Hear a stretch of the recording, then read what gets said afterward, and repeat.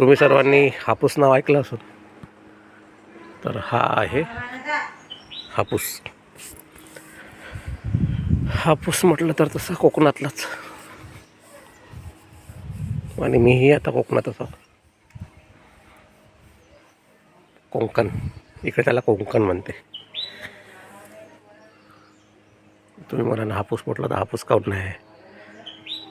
तर आम्ही इकडे यायला लेट झालो आणि चक्रीवादळामुळे पूर्ण हापूस हे खाली पडले म्हणजे पूर्ण सपाट झालं. आता एकाही झाडाला आंबा लागून तुम्हाला दिसणार नाही, आणि बाकी जे राहिले होते ते इथले ऑर्डर म्हटलं की ते खराब होते पावसामुळे, तर त्यांनी सर्व ते खाली उतरवले. आणि हे आमचं कॉटेज. हा रस्ता आणि सगळीकडे पूर्ण हापूस. यांचं नाव पण हापूस ॲग्रो टुरिझम आहे.